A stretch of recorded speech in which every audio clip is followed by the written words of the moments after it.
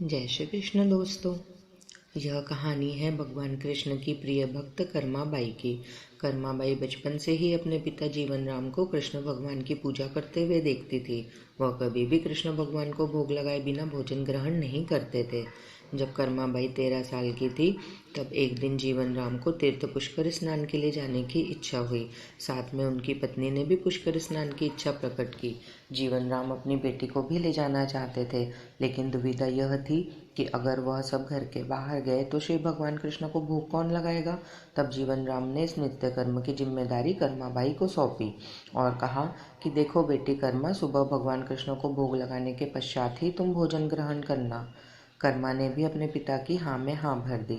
अगले दिन सुबह कर्माबाई ने उठकर सबसे पहले गुड़ और घी डालकर बाजरे का खिचड़ा बनाया और भगवान कृष्ण की मूर्ति के सामने रख दिया और बोली, भगवान मैंने आपको भोग रख दिया है, जब आपको भूख लगे तब खा लेना, तब तक मैं घर के सारे काम पूरे कर लेती हूँ। इतना कहकर कर्मा अपने काम में जुट गई।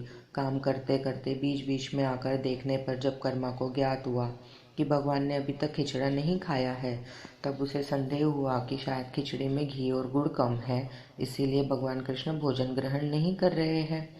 तभी कर्माबाई ने खिचड़ा में थोड़ा गुड़ और घी मिलाया और मूर्ति के सामने बैठ गई। वह बोली, भगवान मेरे पिताजी जब खिलाते हैं तब तो आप खा लेते हो, तो अब क्यों नहीं खा रहे हैं? और अभी तो पिताजी बाहर गए हैं, उन्हें आने में बहुत दिन लगेंगे।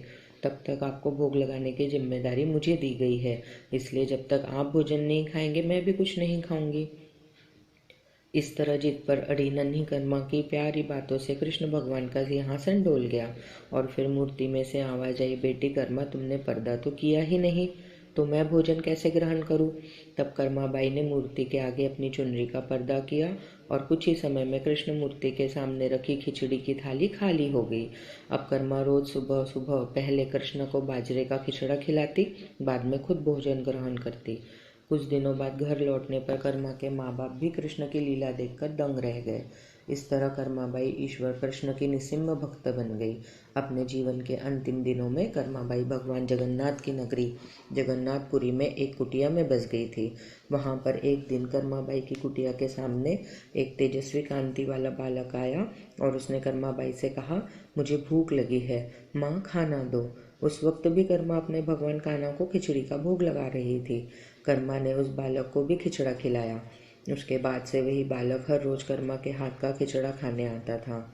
यह सिलसिला कई वर्षों तक चलता रहा।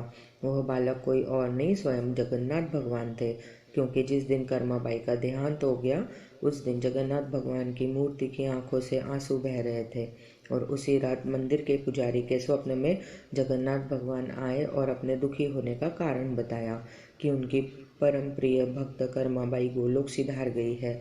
मैं रोज सुबह उसी के हाथ की खिचड़ी खाता था, अब मुझे खिचड़ी कौन खिलाएगा? अगले दिन से मंदिर के पुजारियों ने निर्णय लिया, भगवान को रोज बाजरे के खिचड़ी का भोग लगेगा और उस भोग का नाम दिया गया कर्माबाई की खिचड़ी। जय श्री कृष्ण दोस्तों।